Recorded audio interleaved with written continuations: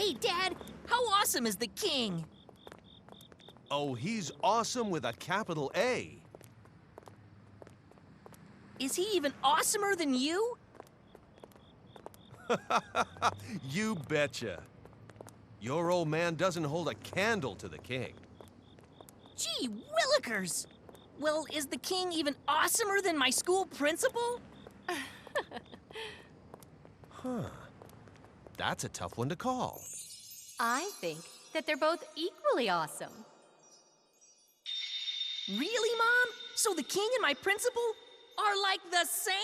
Are like the same? Are like the same? Are like the same? Are like the same? Are like the same? Are like the same?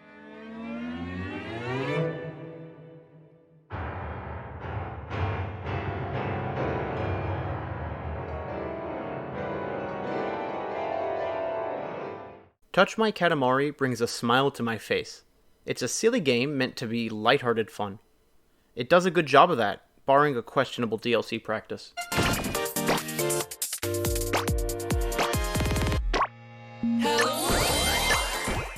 The gameplay is what it looks like. The prince has to yet again roll up clumps of random objects into a Katamari to make the stars in the sky. Stages are loosely themed from anything normal like work or sports to the more outlandish bear versus cow. This is a great casual game with a catchy soundtrack, perfect to relax with. It's pretty short with only 13 levels including the tutorial, and most of them are pretty simple. You're going to be replaying levels over and over, earning candy, optimizing your path, and buying out all the cosmetic shops. The currency in this game is candy. Gain candy by playing and using tickets to multiply your candy earned. Buy new game modes, songs, and cosmetic items for the king. There are collectibles, which are the prince's cousins who are playable when found and rolled up. Curios are also collectibles that are in usually hard to reach places. Presents are also tricky to reach, which include some cosmetic items for the prince and his cousins.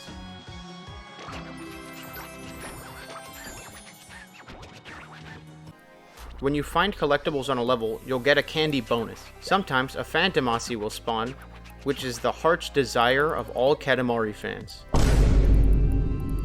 I guess Katamari fans look like that, or their desires do, and we'll get into these later. I adore the goofy art style, and it fits the absurd tone well. The game looks sharp and runs well despite occasional pop-in. There are a lot of visual gags to be seen here, and the humor doesn't end there. The storyline and cutscenes are peppered with jokes, so many that even the loading screens have a few. The controls of this game are pretty good. Controlling the main menu with analog stick is slightly unwieldy because of the high sensitivity of scrolling. Using the touchscreen is a lot better for the main menu. Flicks scroll fast, drags move slow, and you can touch the person you want to talk to. The main menu has great art design too. You're on the king's head, as he just kind of vibes there, but it fits well with the rest of the tone of the game. The controls are simple enough for anyone to pick up and play right away. There's a simple control scheme which maps left stick to roll and right stick to camera. Then for the purists, there's a classic control scheme, which is dual sticks to move the Katamari. It's a little bit harder, but if you're used to it, I can see you wanting to use this. The touchscreen is implemented well. Pull both ends of the Katamari to make it wide and flat, perfect for collecting in level areas. You can also push both ends of the Katamari inward to make it tall and thin. That's for hard to reach spaces like alleys, or you can also use that to climb up areas that would otherwise be too high to reach. The rear touchpad can be used for Katamari stretching as well. If that better suits you, go for it. It's good to give the player more choice. Double tapping the screen to jump over the Katamari is responsive, and double tapping the rear touchpad to jump is not so responsive. Thankfully, you can just use the R button to jump instead. You can roll by dragging the screen repeatedly, but that is more of a novelty than an actual comfortable way to play. For me anyway. Phantomasi is used to buy online DLC levels, which will likely not be around much longer. It's fine to get collectibles, and it's fine to use them to buy levels. I don't mind that you have the option to buy levels that are unlockable through in-game means. If you want to get them faster, just spend real money, go for it.